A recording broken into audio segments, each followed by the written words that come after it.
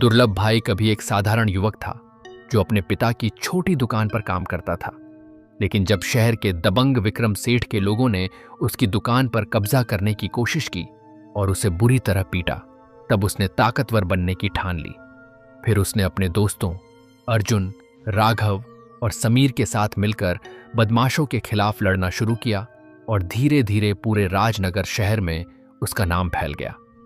लोग उससे डरने भी लगे और सम्मान भी करने लगे।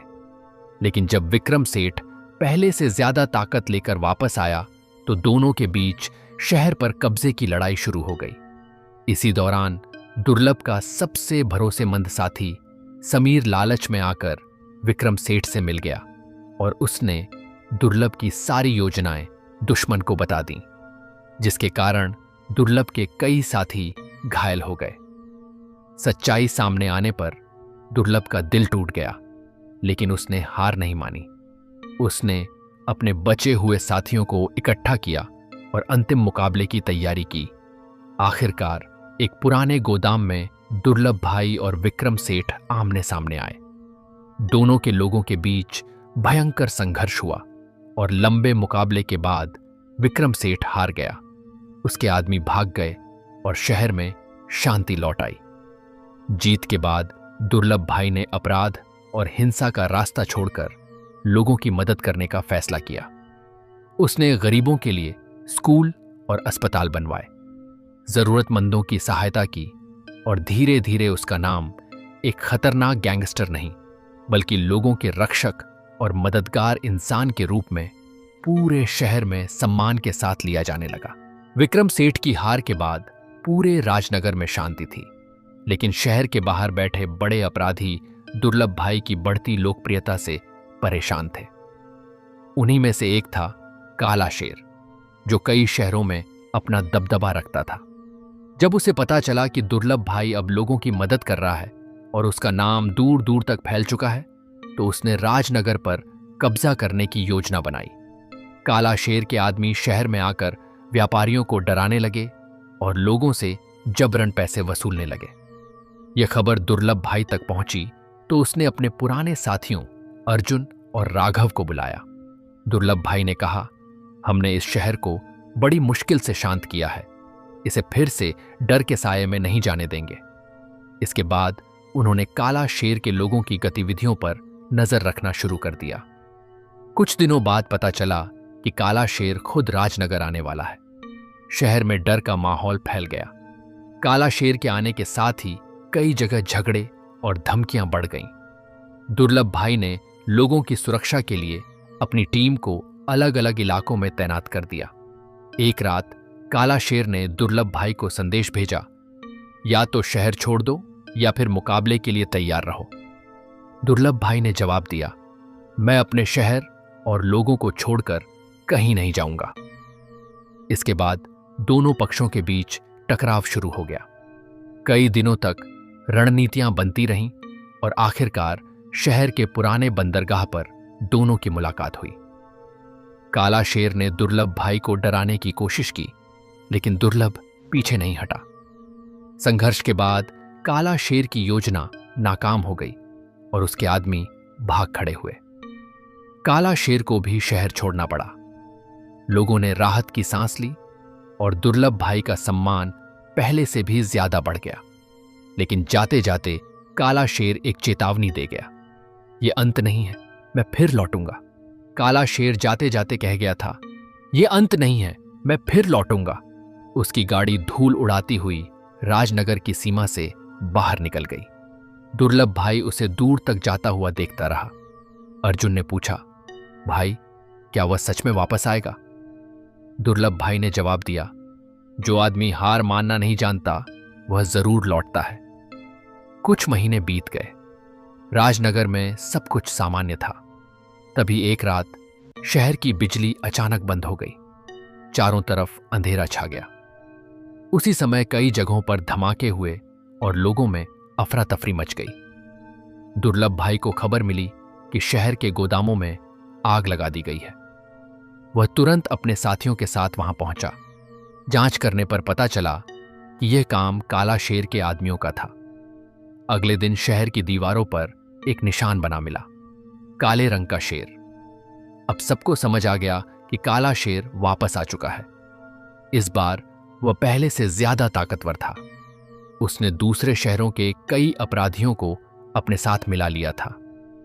उसका मकसद सिर्फ राजनगर पर कब्जा करना नहीं था, बल्कि दुर्लभ भाई को पूरी तरह खत्म करना था। एक रात दुर्लभ भाई को एक गुप्त संदेश मिला। उसमें लिखा था, पुरानी मिल में अकेले आओ। दुर्लभ भाई वहां पहुंचा तो देखा कि सामने काला शेर खड़ा है। काला शेर हंसते हुए बोला, पिछली बार मैं हार गया था, लेकिन इस बार पूरी तैयारी करके आया हूं। दुर्लभ भाई ने कहा, तैयारी चाहे जितनी कर लो, जीत हमेशा सच्चाई की होती है। दोनों के बीच तीखी बहस हुई, लेकिन तभी काला शेर के आदमी चारों तरफ से निकल आए। यह एक जाल था। दुर्लभ भाई ने समझदारी से वहां से निकलकर अपने साथियों को खबर दी। अब उसे पता चल चुका था कि असली लड़ाई शुरू हो चुकी है। राजनगर में फिर से तनाव बढ़ने लगा। लोग दुर्लभ भाई की ओर उम्मीद से देख रहे थे। दुर्लभ भाई ने अपनी टीम को इकट्ठा किया और कहा, अब की बार यह लड़ाई सिर्फ हमारे लिए नहीं, पूरे शहर के लिए है। सभी ने एक साथ जवाब दिया, हम आपके साथ हैं भाई। उधर काला शेर अपनी अंतिम योजना तैयार कर रहा था और इधर दुर्लभ भाई भी मुकाबले के लिए तैयार हो रहा था। रहा राजनगर की सबसे बड़ी और खतरनाक लड़ाई की शुरुआत हो चुकी थी। दुर्लभ भाई को पता चल गया था कि उसकी टीम में एक गद्दार छिपा हुआ है। वह हर कदम बहुत सोच समझकर उठाने लगा। दूसरी तरफ काला शेर लगातार अपनी ताकत बढ़ा रहा था और शहर के अलग अलग इलाकों में डर फैलाने की कोशिश कर रहा था। एक दिन अर्जुन को एक महत्वपूर्ण सुराग मिला। उसने दुर्लभ भाई को बताया कि गद्दार कोई और नहीं बल्कि गैंग का पुराना सदस्य मोहन है, जो लालच में आकर काला शेर के लिए काम कर रहा था। दुर्लभ भाई को इस बात पर विश्वास नहीं हुआ, लेकिन सबूत साफ थे। मोहन को बुलाया गया। पहले उसने झूठ बोला, लेकिन जब सबूत सामने आए तो उसने अपनी गलती मान ली। उसने बताया कि काला शेर जल्द ही राजनगर के मुख्य बाजार पर कब्जा करने वाला है। यह खबर सुनकर दुर्लभ भाई ने तुरंत अपनी टीम को तैयार कर दिया। अगली रात काला शेर अपने लोगों के साथ शहर में घुस आया। पूरे बाजार में अफरा तफरी मच गई। दुर्लभ भाई और उसके साथी भी वहां पहुंच गए। दोनों पक्षों के बीच लंबा संघर्ष हुआ। लोगों को सुरक्षित जगहों पर पहुंचाया गया और बाजार को बचाने की कोशिश की गई। आखिरकार दुर्लभ भाई की योजना सफल हुई। काला शेर का हमला नाकाम हो गया और उसके कई साथी उसे छोड़कर भाग गए। काला शेर किसी तरह अंधेरे का फायदा उठाकर वहां से निकल गया। जाते जाते उसने एक आखिरी संदेश छोड़ा, दुर्लभ भाई, अगली बार फैसला हमेशा के लिए होगा। दुर्लभ भाई समझ गया कि अंतिम मुकाबला अभी बाकी है और काला शेर अपनी सबसे बड़ी चाल चलने वाला है। दुर्लभ भाई, अगली बार फैसला हमेशा के लिए होगा। काला शेर की यह चेतावनी पूरे राजनगर में चर्चा का विषय बन गई। दुर्लभ भाई जानता था कि अब अंतिम मुकाबला दूर नहीं है। उसने अपने साथियों अर्जुन और राघव के साथ मिलकर शहर की सुरक्षा मजबूत कर दी। कुछ दिनों बाद खबर मिली कि काला शेर शहर के बाहर एक पुराने गोदाम में अपने बचे हुए लोगों के साथ छिपा हुआ है और राजनगर पर एक बड़ा हमला करने की तैयारी कर रहा है। दुर्लभ भाई ने फैसला किया कि इस बार वह खतरे का इंतजार नहीं करेगा। वह अपनी टीम के साथ गोदाम पहुंचा। वहां काला शेर पहले से तैयार बैठा था। उसने कहा, आज या तो मैं रहूंगा या तुम। दुर्लभ भाई ने जवाब दिया, आज डर का अंत होगा। इसके बाद दोनों पक्षों के बीच अंतिम संघर्ष शुरू हुआ। लंबे मुकाबले के बाद काला शेर के सभी साथी उसका साथ छोड़कर भाग गए। अकेला पड़ जाने पर काला शेर को अपनी हार माननी पड़ी। उसने स्वीकार किया कि लालच और सत्ता की चाह ने उसे गलत रास्ते पर पहुंचा दिया। संघर्ष खत्म होने के बाद राजनगर में पूरी तरह शांति लौट आई। दुर्लभ भाई ने अपने साथियों के साथ मिलकर शहर के विकास के लिए काम शुरू किया। नए स्कूल, अस्पताल और रोजगार के अवसर बनाए गए। लोग अब उसे गैंगस्टर नहीं बल्कि अपने रक्षक और नेता के रूप में देखने लगे। एक शाम अर्जुन ने पूछा, भाई अब आगे क्या?